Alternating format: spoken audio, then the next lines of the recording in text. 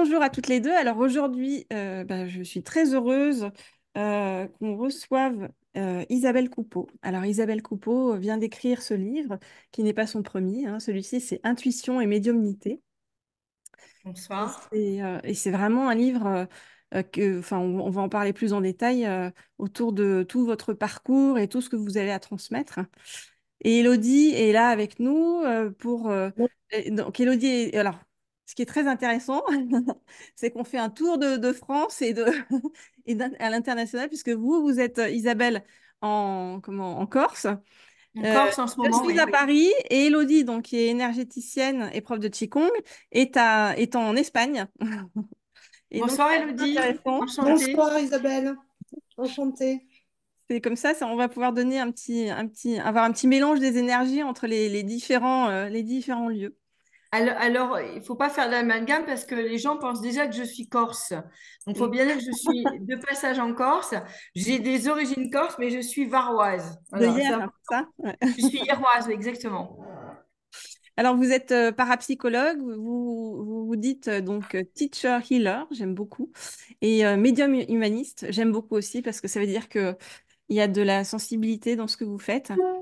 Euh, et vous utilisez en fait, alors vous avez une Mais particularité. je dis aussi psycho-intuitive surtout. Ouais, Voilà, surtout psycho-intuitif parce que j'ai un long parcours maintenant à travers la psychogénéalogie et dans le travail que j'ai fait, que ce soit sur moi et avec les gens à travers le canal, on travaille vraiment la libération des mémoires et un travail sur la psycho. Donc c'est important que les gens ne viennent pas me voir avec des attentes de voyantes parce qu'ils vont être déçus. ok. C'est important. Alors, malgré tout, vous avez aussi ce côté quand même vraiment médium qui est important chez Oui. vous. Oui. Vous utilisez vos dons.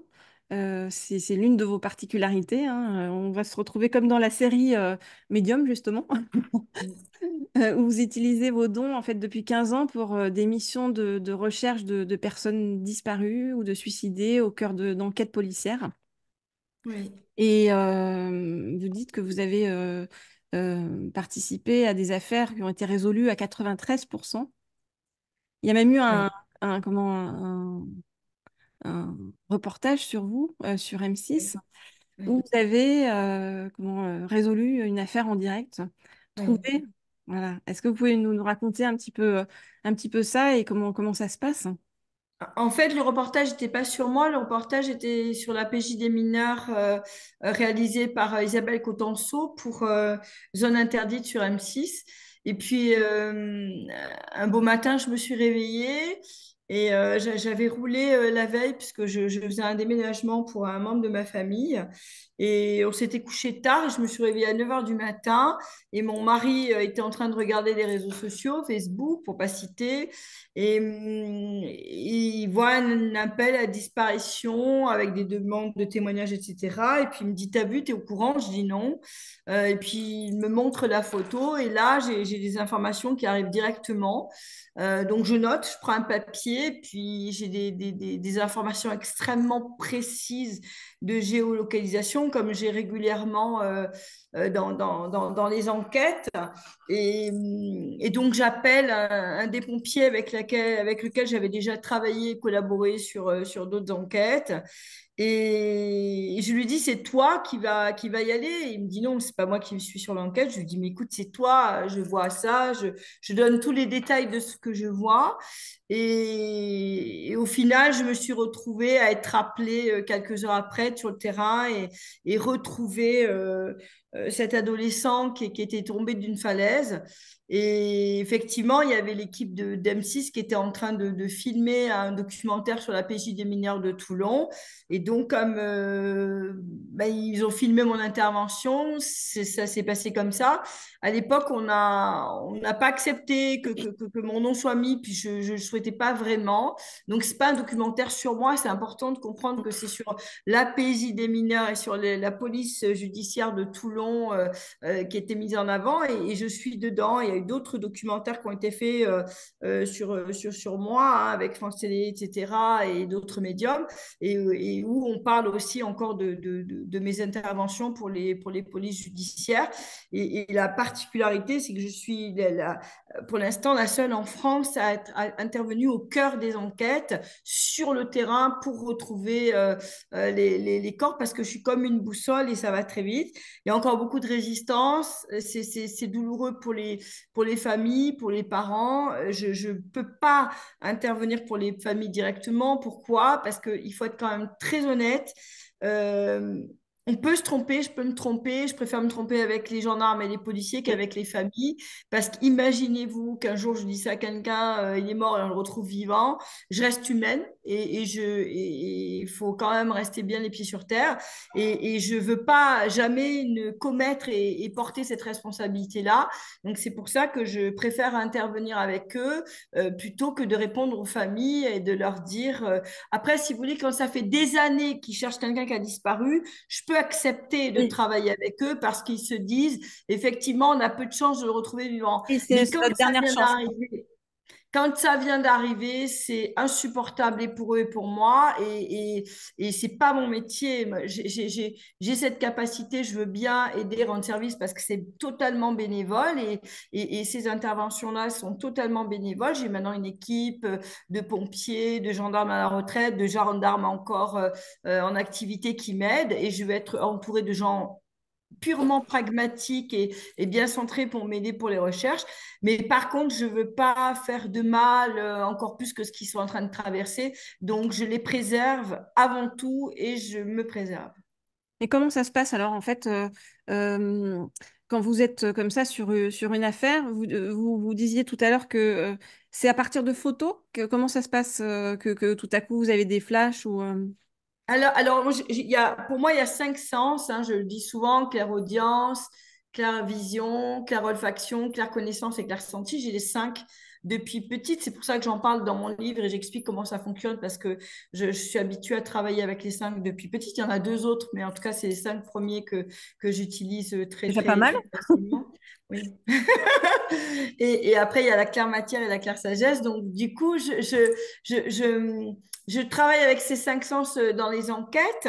Euh, j'ai souvent, oui, je peux avoir la photo, c'est très utile, mais bon, des fois, les informations, elles arrivent comme ça, par la pensée, on va dire.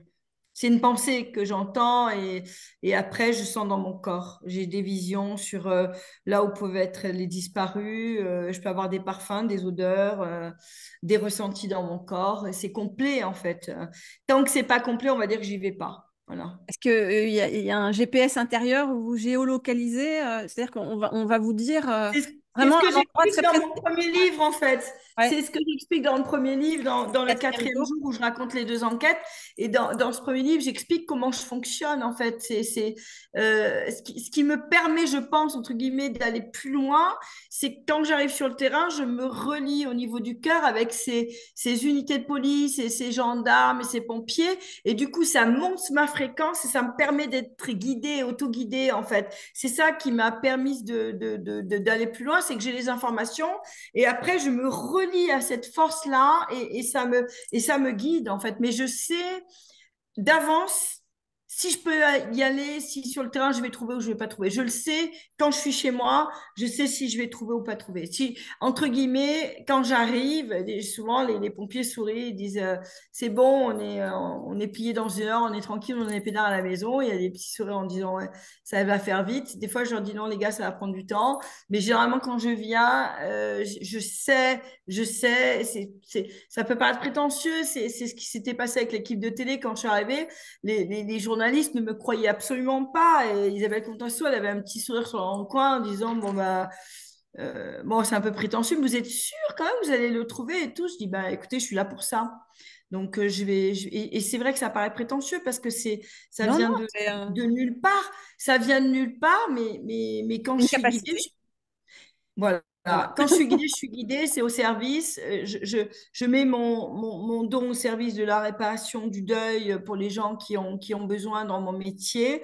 Je me forme On va en en parler, hein. psycho, je continue de me former tout le temps parce que j'ai besoin et d'être accompagnée psychologiquement avec ce que je vois, ce que j'entends. Je dis aux gens, il n'y a aucune honte parce que ça m'est extrêmement lourd émotionnellement, psychologiquement, mais je me fais accompagner aussi encore en formation pour toujours essayer de donner le meilleur de moi-même. Et puis, la clé, c'est que chaque jour, quand je me mets au travail, je recommence. C'est-à-dire, je ne sais que je ne sais rien. J'ai peut-être des outils, mais chaque jour, je me dis, tu es novice. Chaque jour, je me dis, je recommence et j'ai pas d'acquis, en fait, quelque part. Et je ne reste jamais sur mes acquis pour toujours arriver à être, à être au plus près de ce que je peux donner au meilleur. Parce que si on pense qu'on a la science infuse, c'est là, je pense, On est trop dans où le on mental, hein. passe. Bah oui, parce que là, on se met dans le mental au lieu de se mettre dans le cœur. Mais C'est surtout une question de cœur, de fréquence de cœur et d'harmonisation et d'autorisation divine. Et on n'est que des ouvriers, des ouvrières. Et à un moment donné, c'est oui, des moments, c'est non. Il y a des enquêtes sur lesquelles je voudrais 100 000 oui et on ne me laisse pas aller. Donc voilà. Donc là, il y a mon ego qui rentre en disant s'il vous plaît, s'il vous plaît. Mais je fais pas ce que je veux. Je fais pas du tout ce que je veux. C'est ce qui est le plus difficile pour moi. C'est ça, c'est que voilà, on peut donner que ce vous qu'on autorise veut. à donner. Voilà, exactement. Et parfois, ben, c'est long. Et puis, il y a aussi sur les enquêtes, parfois des procureurs, des juges qui refusent mon intervention. Et ça, c'est compliqué à vivre. Donc, alors que je sais que je peux y aller, que voilà, là, il y a Et une affaire. Là, on a retrouvé on a retrouvé quelqu'un qui a disparu pas très très loin de chez moi. Tout de suite, on m'avait appelé. C'était à 2 heures de route de chez moi. Ils ont refusé, alors que là où ils ont retrouvé actuellement, là, c'est exactement là où j'avais envoyé des gens et dès le début. Donc les gens m'ont appelé en me disant, tout le monde était très très très en colère. Et moi j'ai refusé de monter parce qu'il y avait tellement de monde et de toute façon le procureur avait refusé. Donc moi je respecte les règles. Je suis quelqu'un qui respecte les règles et on me dit oui j'y vais, on me dit non j'y vais pas, que ce soit là-haut ou sur le plan physique, je peux être qu'un instrument en fait. Mais parfois, c'est très dur parce que je me dis, ben, les parents, la famille auraient pu avoir le corps avant et pour moi, c'est compliqué ça. Ça, c'est compliqué. il y a beaucoup encore de préjugés, évidemment, autour de la médiumnité et de toutes ses capacités. Mais vous Bon, êtes ils en sont venus pour beaucoup quand même certains, heureusement, mettent pas mal de choses de côté pour y parvenir, mais il y a encore effectivement, oui. vous êtes intervenu dans des affaires connues. Alors, je sais que vous pouvez pas, évidemment, enfin, parler de... Certainement pas. Voilà. Est-ce qu'il y en a, il y en a certaines sur lesquelles vous pouvez nous raconter certaines choses ou, Non. ok. Je ne peux pas donner de nom. Voilà, ce que j'écris dans le livre, ce sont des pseudos. Je ne peux absolument pas donner de nom officiel. Je ne suis pas autorisée à cela. C'est impossible. Je peux juste vous dire, je suis intervenue pour, oui, un pompier disparu, c'est déjà beaucoup.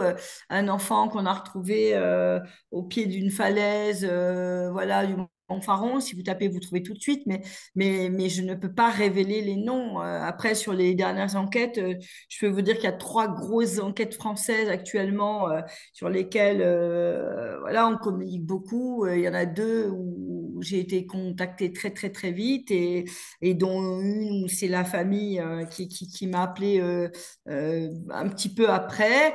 Qui concerne Et des enfants à chaque fois? oui, oui, et les juges ont refusé. Hmm. Voilà, un, c'est le procureur de la République, hein, et l'autre, c'est le juge. Donc, et sur celle qui s'est passée en été, je l'avais. Je l'avais parce que là où ils ont retrouvé, c'est ce que j'avais dit dès le départ. Donc, c'est ce qui fait beaucoup, beaucoup de peine à la personne qui m'avait appelé, qui était une voisine, et qui m'a dit, mais Isabelle, c'est là où tu as envoyé mon mari. J'ai dit, je sais. Mm. Je sais. Non, mais c'est impossible parce que là, c'était comme ça, et c'est trop loin. Moi, je dis que c'est là. Et c'est là où ils ont retrouvé. Donc, forcément, j'avais raison. Et c'est très compliqué parce que, en plus, moi, j'avais envie que d'une chose, c'est d'y aller parce que j'ai le corps qui bouge et je sens que mon corps, il peut y Oui. aller. Donc, et Ah c'est oui, c'est c'est ça, quoi? ça se manifeste en fait physiquement aussi. Oui, et puis dans ces cas-là, vous imaginez la médiatisation avec tout le monde autour. Pour moi, ce serait extrêmement éprouvant. Donc, c'est pour ça que j'y vais avec des équipes et des gars qui sont. Et moi, je ne veux pas être vue, ni je ne veux pas dans ces moments-là. Parce que moi, ce qui m'importe, c'est que les parents ou la famille puissent retrouver les disparus. Et je n'ai nullement envie, sauf que la réalité, c'est que c'est moi la boussole et que c'est moi qui suis guidée. Donc, il faut que je renvoie des gars sur le terrain en leur disant comme ça, comme ça, comme ça. Et il y a des gars qui sont habitués maintenant à travailler avec moi, qui s'exécutent et qui savent comment je travaille. Et des fois, dans les calculs, etc., on retravaille et ils arrivent avec une précision de dingue à trouver ce que j'essaie de leur donner. Mais c'est pas facile hein, quand vous arrivez devant des gendarmes qui n'ont jamais vécu ça. Ils vous regardent. Voilà, c'est un peu Avec vos particulier. lunettes, si Et vous c'est arrivez avec vrai, vos lunettes. c'est vrai. Bon, j'en ai plusieurs, hein. Je Alors, peux en mettre deux. vous parlez comme ça du coup, ça me fait penser, et peut-être, Élodie, tu peux apporter des précisions là-dessus. Mhm. Donc, Élodie est énergéticienne et aussi pratique la géobiologie. Et du coup, quand vous dites que vous ressentez les choses dans votre corps et que vous êtes un peu comme un GPS que les énergies vous traversent, Élodie, qu'est-ce que ça t'évoque, toi? Moi, j'avais une petite question sur justement sur votre manière de travailler par rapport à l'intention. Parce que il y a une notion quand même pour avoir une intuition de poser une intention. Comment vous posez ça? Juste avec le support de la photo? Vous avez tout un protocole de demande? Oui, oui, oui, ça part toujours avec l'intention du cœur et je demande à mes guides en particulier de me demander s'il y a une orientation, une réponse qui peut être donnée. Et vous vous adressez à vos guides ou à l'âme de la personne disparue? À mes guides. À vos guides. Mm. Et vous vous demandez pas du tout Que- à vous connecter justement Parce à que l'âme, elle n'est pas forcément, surtout si ça a été une mort rapide, il y a ce que j'appelle moi la défragmentation de C'est l'âme. justement là-dessus que je Et voulais elle, intervenir. elle, elle, elle sait pas forcément qu'elle est de l'autre côté. Donc, c'est pas forcément orientatif. Alors, est-ce Euh, qu'on peut expliquer juste pour ceux qui nous regardent et qui ne sont pas forcément au fait des choses, ce qu'est la défragmentation de l'âme? En fait, pour moi, c'est ce que j'explique dans le livre. Quand l'âme arrive dans l'incarnation sur Terre, on va dire qu'elle a 100% d'énergie, de lumière et d'amour, et qu'à chaque fois qu'il y a un événement douloureux ou difficile, il va y avoir ce qu'on appelle une défragmentation d'un certain pourcentage, 5, 10, 15. Elle est impactée en vibration, il y a une partie de la vibration positive qui s'en va. Et quand il y a une mort rapide et forte, brutale. L'âme, elle est défragmentée, elle n'est pas tout de suite recomposée à 100%, et donc l'âme n'est pas forcément consciente de ce qu'elle est en train de traverser. Elle est en forme de sommeil, et le temps que le travail de réparation se fasse, ben nous, on n'y a pas accès. On n'a pas Mm. l'information par l'âme directement. Il n'y a pas Voilà. un temps spécifique parce que je sais que dans certaines religions, par exemple, on dit que pendant trois jours après le décès, on peut accéder encore aux défunts et que après, non, c'est terminé. Euh, La règle, c'est qu'il n'y a pas de règle. Il y a des âmes pour lesquelles c'est très rapide et d'autres beaucoup moins.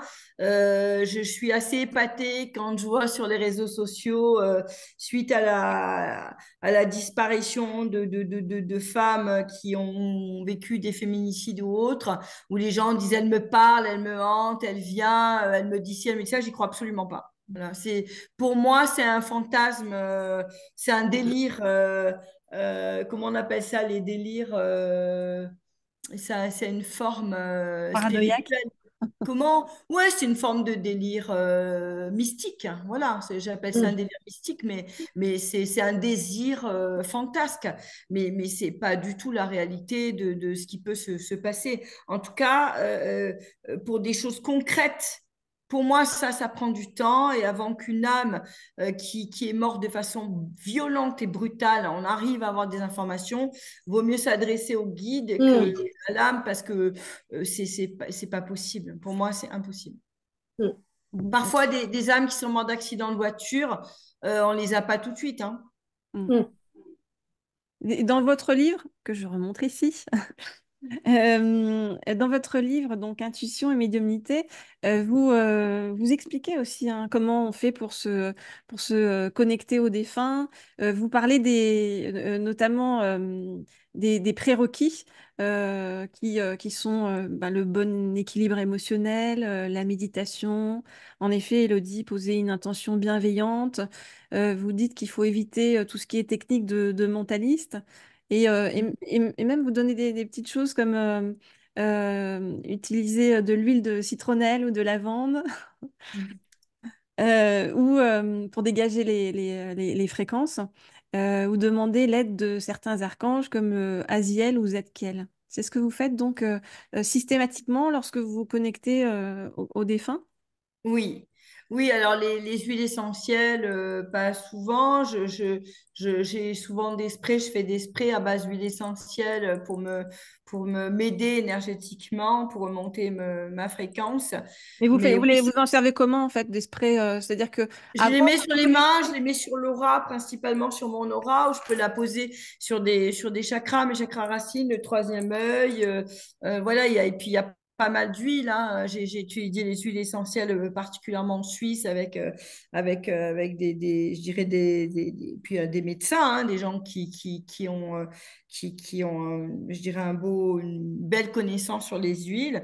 Et ça fait maintenant une vingtaine d'années que je travaille avec. Mais oui, oui, je conseille les huiles et d'autres techniques. Je dis tout le temps, pour pas attraper de caries, il faut se laver les dents. Pour que l'âme, elle rayonne, il faut savoir se connecter, se relier à l'élémentaire en vibration positive et aussi là-haut pour pouvoir être dans son potentiel. Après, oui, pour communiquer, que ce soit, et ce sont des fréquences, hein, ce sont des réseaux de fréquences pour se connecter à l'un ou à l'autre et ça se travaille, ça s'apprend. C'est ce que j'essaie de donner une partie en partie dans ce livre, hein. J'ai écrit 350 pages de mes 40 années de pratique, puisque j'ai 50 ans et depuis l'âge de 5 ans, je pratique. Mais après, ça fait plus de 20 ans maintenant que j'enseigne. J'ai enseigné un petit peu partout en France, en Europe, et j'ai essayé de mettre dans ce livre un petit peu tous les exercices, les techniques, les questions, les tests qu'on pouvait faire pour essayer de travailler sur nos capacités. vous parliez C'est tout à l'heure vraiment... des chakras. Pardon. Comment? Vous parliez tout à l'heure des chakras et Elodie, justement, je pense que ça peut être intéressant que tu apportes ton expertise là. Ben, C'est, oui. En fait, elle parle c'est pas... de se connecter beaucoup au chakra racine qui est celui de l'acceptation de l'incarnation de l'âme. Est-ce que vous avez des techniques toutes les deux qu'on peut donner Alors, qui nous regardent pour se connecter à ce chakra racine? en fait, c'est pas une question de... C'est une question... Ah. Pour faire monter son niveau de vibration, si on est un corps vibrant, en fait, si on arrive à faire monter son niveau de vibration, on va se connecter à d'autres informations. C'est exactement ce qu'explique Isabelle, je le dis juste avec des mots différents. Et en fait, pour ça, il faut se connecter à la terre. Et on se connecte à la terre par le chakra racine et aussi par les pieds. Et en fait, c'est des exercices d'ancrage. Moi, en Qigong, je pratique des exercices qui sont plus corporels. Il y a plein d'autres techniques qui peuvent être justement travailler avec des cristaux, travailler avec des huiles essentielles, des choses qui vont vibrer cette vibration de la Terre pour pouvoir avoir accès à ce type d'informations. Mais il y a plein de méthodes, c'est ça qui est formidable, c'est qu'aujourd'hui on arrive à un monde où on arrive à comprendre un petit peu comment fonctionne le corps, comment on peut l'utiliser comme un canal et comment on va aller chercher différentes méthodes qui vont correspondre à notre intuition et notre capacité à intégrer ce type d'information. Moi, je Isabelle, parle principalement des chakras Inca, en fait. Les chakras Inca, Oui, je c'est ne les connais pas chakras les sous chakras les Inca. pieds. C'est sous les pieds. Il y a sous le pied droit, il y a un chakra, sous le pied gauche aussi. Et encore en dessous, il y a trois le chakras chakra de la Oui, porte d'ancrage. Inca, c'est ça? Comment? Ils ont des noms, le chakra de la porte Inca, le C'est chakra de ça, l'étoile. exactement. Il y en a trois et donc j'explique comment on les active pour travailler la mission d'âme, la mission de vie, comment on arrive à travailler vraiment son ancrage de l'âme et de la présence et nous aider à rayonner Mm. notre mission en fait. Il y a peu de gens qui le savent et c'est bien de travailler les chakras physiques, mais il faut aller au-delà en fait pour arriver à pleinement se réaliser dans la matière.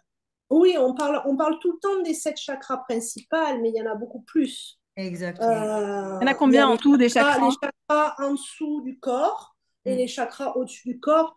En fait, on va les avoir plus ou moins activés de naissance, et puis petit à petit, avec la pratique, on va arriver à activer. Moi, je travaille toujours. On peut activer les chakras au-dessus de sa tête de façon qui vont nous permettre à nous connecter avec des champs informationnels différents. On peut J'en les parle dans le activer, livre aussi. voilà, on peut les activer par de la pratique, mais aussi on peut les activer en activant les chakras racines. C'est-à-dire qu'on a la capacité, si on active un chakra racine, d'activer celui qui est en haut. Moi, je travaille toujours de cette manière-là pour pouvoir descendre l'information dans mon corps par un effet de polarité, en fait. Il y a des gens qui vont aller chercher juste l'information dessus et ils vont la voir, mais voilà, c'est des capacités corporelles qui sont différentes et qui sont un choix en fait de chacun de sa manière de travailler, de connecter avec l'information. Voilà. Après, moi, je suis énergéticienne, donc je vibre une vibration qui rentre en résonance avec un patient, donc j'ai besoin de vraiment de la faire, de la connecter avec la terre et le ciel. Je ne peux pas juste travailler avec une vibration haute. C'est ma manière de travailler et chacun a sa manière de travailler. Et il n'y a pas de bonne et de mauvaise manière. Il y a juste les résultats qui comptent. Oui. Oui, il y a les Et la bonne chakras. intention. Il y a les chakras dans la verticalité, mais il y a ceux qui sont dans l'horizontalité qui forment aussi Exactement. des géométries sacrées. Il y en a nombreux. Donc, à chaque fois qu'on va arriver à intégrer, entre guillemets, un niveau de conscience, on va réussir à activer, ou vice-versa, on va activer les géométries pour intégrer un niveau de conscience. Mais là, on va loin. Je ne sais pas si tout le monde va nous suivre. Mais on a combien Oui, de mais chakras au final? Parce que on sait donc les 7 chakras principaux, mais après, avec 164. voilà. 164. Bon, ok. Voilà. Bon, On a dans il chaque y a du boulot. articulation Comment? et on en a dans chaque articulation aussi. Oui. Et on pourrait aussi considérer que ce qu'on appelle les points d'acupuncture sont des chakras aussi. Donc Oui. à une autre échelle. 144 plus 1. Mm. Oui, écoutez, c'est un long sujet et après, bon, moi j'ai fait mes classes avec pas mal de cours. Je ne sais pas tout toute seule et loin de là. Et Mm. il y a ce que j'ai reçu dans les canalisations et dans ma pratique surtout, parce qu'on apprend beaucoup quand on intègre, parce qu'il y a le savoir, la connaissance et le talent. Le savoir, c'est apprendre dans les cours. La connaissance, c'est l'intégration du savoir. Et le talent, c'est la maîtrise des deux en trois. Donc, je dis aux gens, avant d'enseigner, essayez d'aller dans le talent. Parce Vous que, avez, vous avez, comment? vous avez habité en Guyane française et vous Oui, avez été au contact de pas mal d'Amérindiens. Est-ce que oui. ça a aussi participé à développer ce talent? Euh, oui, tout, Qu'est-ce tout qu'ils vous m'a ont aidé. appris? Qu'est-ce qu'ils vous ont Tout, tout. appris? Alors, tout m'a aidé. Je dirais que ça a été le booster, comme on dit un peu chez nous, le coup de pied aux fesses. Parce que ils m'ont dit les choses de façon brute, à trois reprises différentes. Parce que l'histoire, c'est que j'étais à l'époque donc dans les médias et je me suis retrouvée à assister aux fêtes annuelles amérindiennes avec trois ethnies différentes. Et la première année, le chef amérindien appelle quelqu'un pendant la cérémonie, mais on était peut-être 200, 300 personnes. Et j'ai été celle qui a été invitée dans la hutte du chef amérindien. La deuxième année, ben, je suis encore l'invitée d'un autre chef amérindien. Donc là, tout le monde commence à rigoler. Et la troisième année, on s'est tous retrouvés. Alors là, j'étais quasiment sûre que ce soit pas moi. Je me suis dit, ils vont prendre quelqu'un d'autre cette année-là. Et je me suis retrouvée encore dans la hutte. Donc, je vous dis pas les blagues masculines sur le sujet. Et Et qu'est-ce qui s'est forcément, passé dans la hutte alors? Qu'est-ce qu'on eh vous a... ben voilà, Qu'est-ce c'était qui... Bon, nous, on va voilà, les partir du étaient principe tous qu'ils dans vous la ont hutte. enseigné. Alors, qu'est-ce qu'ils vous ont enseigné? Quelque Ben, chose en vraiment fait, de capital. ils m'ont nettoyé principalement parce qu'ils soufflent des herbes, qu'ils respirent, qu'ils fument. Il y a un rite initiatique, un rituel. Ils vous font boire des boissons qui sont pas très agréables à boire. Bon, moi, c'était pas l'ayahuasca, tout ça, on n'était pas du tout là-dedans, hein. Et, hum, et après, j'ai eu des messages qui étaient à chaque fois quasiment les mêmes. Voilà, sur qui j'étais d'un point de vue intérieur et spirituel, de ce que j'avais à faire, de, de ce que je devais transmettre, accepter de cette incarnation-là, d'où j'étais passée, par quoi j'étais passée et ce que je devais en faire. Voilà. Donc la première année, j'avais eu du mal à l'avaler. La deuxième, je me suis dit, bon, ça fait beaucoup. Et la troisième, j'ai dit, t'as pas le choix. Voilà, donc j'ai compris. Et puis, il m'avait annoncé que si j'avais un refus, je tomberais malade, que mon âme avait vraiment pour mission de... Et c'est ce qui s'est passé. J'ai eu de gros problèmes respiratoires et je suis rentrée en France et j'ai commencé à étudier parce que en numérologie, je suis chemin de vie 4 et je suis quand même dans la perfection et je ne vais pas partir à l'aventure en disant, ça y est, je suis connectée. J'avais besoin d'être une bonne élève et d'avoir des bases pour travailler, dire aux gens, je peux vous aider, j'ai un capital quelque part, j'ai des connaissances, je ne pars pas à vide. Et du coup, je me suis formée. C'est là où j'ai commencé psychogénéalogie, plusieurs formations. Je suis allée en Suisse, etc. Et après, je me suis dit, c'est bon, je peux commencer à travailler, mais il était hors de question pour moi que je me prétende sans avoir un minimum de connaissances, de savoir pour aller dans la connaissance. Voilà. Mais je suis allée d'ailleurs dans un minimum, c'était pour moi d'avoir un minimum de savoir pour dire aux gens, bon, je reçois tel message, mais alors dans l'analyse, au début, j'étais beaucoup dans cette maîtrise-là, et puis au fur et à mesure, ben, je suis allée tranquillement vers l'éveil et la confiance, mais je continue de me former, je continue, et pour moi, c'est important. Et après tout cet enseignement que vous avez eu, ou je dirais plus avant tout cet enseignement que vous avez eu, vous dites que c'est déjà à l'âge de 5 ans que vous avez eu des manifestations en fait de vos, on va appeler ça des dons.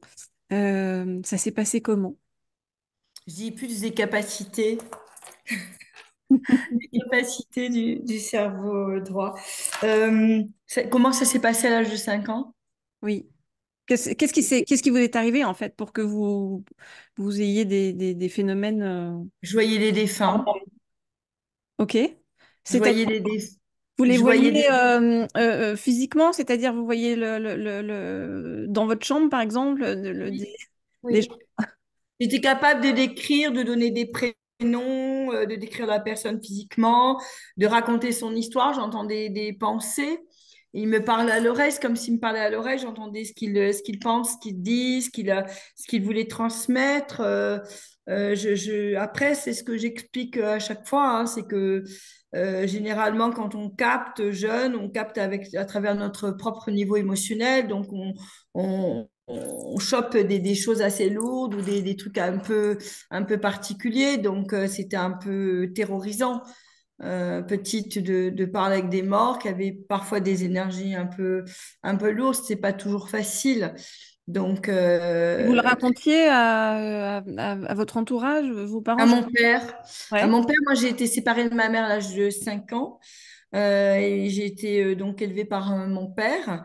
Et très tôt, mon père a parlé de sensibilité, de forte sensibilité. Vu que ce que je racontais était vérifiable, ils avaient conscience que j'étais dans une famille assez cartésienne, hein, très pragmatique. Donc, il n'y avait pas tellement d'ouverture et de sensibilité déjà à Dieu et encore moins à l'au-delà, à toutes ces choses-là. Donc, pour eux, ça a été ça a été un peu compliqué au départ. Et puis au fur et à mesure, après, la chance que j'ai eue, c'est que il y avait un amour, de la bienveillance, de la protection, et qu'à partir du moment où ils ont vu que ce que je disais était concret, j'ai été protégée. J'étais extrêmement protégée. Mon père me disait, dis-moi à l'oreille et on va voir ce qu'on va en faire. Mais moi, la problématique, c'est que je croyais que tout le monde était comme moi. Donc, je parlais parce que je pensais que c'était la réalité de tout le monde, ma réalité. Donc, je disais tout haut ce qui se passait. Et puis, je voyais bien qu'on me regardait bizarrement. À l'école, c'était pareil. J'ai été deux, trois fois prise par des sursauts des choses et je racontais. Puis, les instituts disaient, mais d'où elle sort ça? Et effectivement, j'ai compris après que c'était... Enfin, entre mes 5 et mes 9 ans, j'ai compris que j'étais un peu différente. Voilà. Vous Mais avez d'ailleurs, c'est très drôle parce que j'ai retrouvé tous mes amis d'enfance, là, du primaire. Et là, ils me font tous des retours et ils me racontent tous. Donc, c'est très, très drôle parce que... Mais en plus, tu parlais déjà d'astrologie dans la cour de récréation. Ah bon? On dit oui, oui. Tu cherchais nos signes astrologiques, notre numérologie. J'avais 7 ans. Donc, c'est très drôle. Je me dis, bah, on n'est pas étonnés, en fait. On n'est surtout pas étonnés. Donc, ils lisent mes livres.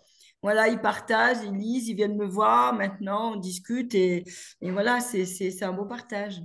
Vous croyez en la réincarnation? Parce que quand à 7 ans, on vit des choses comme ça, est-ce que vous pensez que c'est dans cette vie ou alors ben, si vous parliez d'astrologie, c'est parce que vous l'avez ramené d'une autre vie? Oui, oui, oui, oui, je crois à ça, oui, bien sûr. Oui. Oui, et puis j'ai une particularité, c'est que je ne connais pas l'astrologie, mais quand j'ouvre le thème, tout me parle en fait. Alors je ne sais absolument pas interpréter les signes, les planètes, mais par contre, je lis et je donne le message de l'âme. Voilà. Donc je vais y venir là, à l'étude de l'astrologie. Mais pour moi, pas forcément pour les autres, mais pour moi. Mais c'est quelque chose qui passionne mon âme. Mais je vais y aller dans un dernier temps, je pense. Et la psychogénéalogie, par exemple, puisque vous en parlez beaucoup, est-ce que en quoi ça vous a aidé dans ce Ah que ben, vous faites par rapport voilà, à la j'ai médiumnité? pas eu le choix là. Là, j'ai mis les pieds dedans, vu mon histoire, et ce que voilà, voilà, j'ai été au sein de ma famille pour ça. Hein. C'est-à-dire que les secrets de famille, le nettoyage, voilà, j'ai été mise. Voilà, j'ai pas trop eu le choix. Et quand on regarde mon histoire de famille, ça faisait partie d'une de mes missions, hein, la nettoyeuse et mettre en avant les vérités. Et voilà. D'ailleurs, Isabelle, ça veut dire sois belle et tais-toi. Hein, Ah, ok, super, je en savais décodage de pas. musique. C'est mon deuxième Oui, ça veut prénom, dire alors sois belle et tais-toi et c'est très mal tombé parce que du coup, c'est la psychogénéalogiste qui m'a formée m'a dit ils ont bien choisi ton prénom. Hein. C'est sois belle et tais-toi. Maintenant, surtout pas. S'il y avait un truc à pas dire, vous étiez sûr que j'étais au bout de la table et puis je disais lui là. Donc oui, non. Non, non, j'ai toujours très tôt une affirmation de certaines choses qui déstabilisaient beaucoup les adultes et surtout les adultes retors. Et je les voyais, c'est ce qui perturbait beaucoup les adultes, c'est que j'ai jamais eu froid aux yeux et j'ai jamais eu peur d'affronter des vérités et je me suis toujours posé aujourd'hui encore, hein, même face à mon entourage ou des gens qui sont pas droits. Hein. J'ai ce qui est très dur, ce qui a été très dur pour ma famille, c'est que j'ai cette force d'authenticité et que je sais pas vivre autrement. Donc, quand on est ensemble, s'il y a quelque chose de caché, je vais glousser une fois, je vais glousser deux fois, la troisième fois, je vais le sortir parce que je peux pas vivre avec. Donc, pour eux, ça n'a pas été évident parce que ben, je peux pas vivre comme ça, c'est pas possible. J'ai eu une grande chance d'avoir rencontré un mari vraiment droit et intègre, loyal, et ça m'a fait beaucoup de bien. Ça a été un peu ma partie de pain blanc parce que sur le reste, ça a été pas facile parce que je vois tout, donc c'est compliqué. C'est pas facile d'être tout le temps intègre et honnête. Et au plus on travaille sur soi, en plus on le devient, mais c'est pas facile pour l'entourage. Parce que ça dure pas 2 secondes. Quelqu'un qui vous dit ça va, oui, oui, je vais bien, ou qui vous ment, bon, on peut prendre sur soi, il faut, hein, mais je peux pas tout le temps. Et pas quand ça me touche de près et que c'est des gens que j'aime. C'est compliqué. Non, mais c'est bien d'arriver à assumer ces deux parties en vous. Et vous parliez de l'importance du nettoyage énergétique. Élodie, ça te parle, ça? Oui, bien sûr que ça me parle, le nettoyage énergétique. Je pense que c'est important comme vous disiez, Isabelle, on est avec une âme et lumineuse, et petit à petit, il y a des choses qui se passent dans notre vie qui vont créer des distorsions dans notre champ magnétique, dans notre aura. Et si on ne se nettoie pas régulièrement, ben, on ne peut pas vibrer plus haut et donc avoir accès à ces champs informationnels qu'on peut appeler des guides, qu'on peut appeler des anges, qu'on peut appeler plein de choses, mais qui vont nous permettre d'avoir une direction dans notre vie. Donc oui, oui, bien sûr, il faut travailler sur son nettoyage à des niveaux. C'est comme vous disiez, il faut se brosser les dents, mais il y a des choses qu'on doit faire journalièrement. Et puis il y a C'est des ça. choses un petit peu plus profondes, des Mm, traumatismes qui sont mm, plus profonds, qu'il faut aller chercher au fond de nous. Et il y a aussi des fois des traumatismes, des vies intérieures aussi qu'il faut aller nettoyer, qui sont justement dans ce qu'on appelle la mission de vie. La mission de vie, c'est aussi aller chercher des nettoyages, réparer des choses. Mais oui, oui, c'est quelque chose d'essentiel. Et tous les outils qui peuvent nous permettre de faire ça, en fait, il faut avoir juste une connaissance que ça existe. On a une anatomie énergétique, on a un potentiel, apprendre à la connaître. Il y a beaucoup, beaucoup de gens qui l'ont étudié, la médecine chinoise. Tout à l'heure, vous parlez de la médecine des chakras d'Amérique latine, Inca. Je ne connais pas du tout cette méthode qui doit être super intéressante. Et en fait, voilà, il y a plein, plein de points de vue. Et il suffit juste d'aller s'agripper à un point de vue, de travailler avec, après de se dire, ah bah tiens, il y a autre chose, ça m'appelle et je vais travailler avec, et d'avoir plein de petits outils qu'on peut avoir tout seul, quoi. C'est vraiment, il faut travailler tout le temps sur soi pour justement évoluer. Je pense que l'être humain est là pour ça, en fait. Et vous Oui, dites et puis, toutes les deux que, pardon, vous dites toutes les deux qu'il faut, ce que c'est comme se brosser les dents. Euh, ouais, Est-ce que ouais. vous pourriez chacune nous donner un petit rituel tout simple que les gens peuvent faire chaque jour et qui est un rituel comme ça lié au nettoyage et qui permet d'arriver ensuite à mieux se connecter? Isabelle, à vous l'honneur. Alors, moi, je parle de l'étoile de terre, qui est un des chakras sous les pieds, l'étoile de l'âme, qui est le 12e chakra, le 5e au-dessus de la tête. Si les gens demandent l'activation de l'étoile de terre sous les pieds, d'étoile de l'âme, puis qu'on forme un ovoïde de lumière entre l'étoile de terre et l'étoile de l'âme, on demande l'activation du chakra du cœur et la reliance avec ces deux chakras, on est déjà pas mal là. Voilà, c'est tout Oui. simple. C'est ce que je donne dans le livre. Après, il y a des mantras, il y a plein de mantras qui font du bien, qui nous reconnectent à notre lumière. Un exemple de mantra qui est vraiment important pour vous? Euh, je dirais le Om Mayana Kita Raku Anapeya Namu, qui est le Déjà, mantra. faut arriver à l'apprendre. Il est partout, celui-là. Et on le trouve facilement. C'est Kuyama, qui est une mère de la mère divine en Australie, qui l'a donné. C'est le mantra qui nous relie à la présence divine et à notre partie féminine pour nous permettre de recevoir toutes les parties de la conscience supérieure dans le corps. Vous pouvez le redire lentement. Om Maya Na Kita Raku Anna Peya Namu. Et toi, Elodie, alors ton rituel pour se Mais brosser en les dents fait, énergétiquement? c'est à peu près le même que vous, Isabelle, sauf que je ne l'expliquerai pas de la même manière. C'est faire un ancrage. Moi, quand j'enseigne le Qigong, c'est la première chose que j'enseigne, en fait, c'est comment s'ancrer dans le sol. Donc, visualiser qu'on a des racines qui descendent profondément. On va visualiser qu'on est un tronc, que tout notre corps va être un tronc. Il faut bien monter au minimum à 30 centimètres au-dessus de la tête. Et après, visualiser qu'on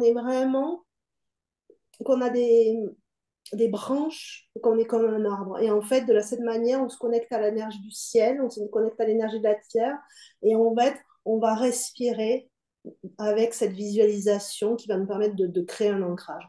Donc, c'est le, quasiment la même chose, mais expliqué différemment. Et c'est ça qui est intéressant, en fait.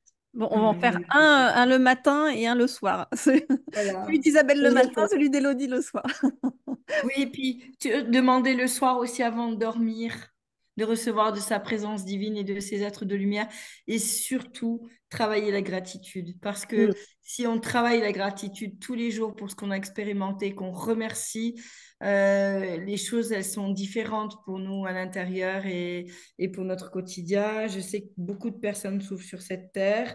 On ne peut pas parler de gratitude pour des gens qui sont en train de vivre l'innommable et que c'est compliqué de parler de ça, mais à chacun de faire ce travail de gratitude pour pouvoir recevoir les fréquences de notre partie féminine et pour intégrer notre divin. Moi, pour ne pas l'oublier, j'ai appelé mon chat Merci. Il me fait un petit mémo à chaque fois que je le vois. C'est excellent. Isabelle, les gens qui veulent venir vous voir, en fait, ils viennent vous voir pourquoi? Je fais des séances de guidance pour leur donner des messages de leurs défunts, de leurs guides spirituels. Je parle de la mission de vie, de leur mission d'âme. Je fais des contacts channeling aussi avec les guides spirituels. Et puis, je travaille aussi avec les sons en fin de séance où je travaille à travers ma voix des sons fréquentiels de réharmonisation. Ça dure quelques secondes, mais c'est assez intense. Ça décoiffe pas mal.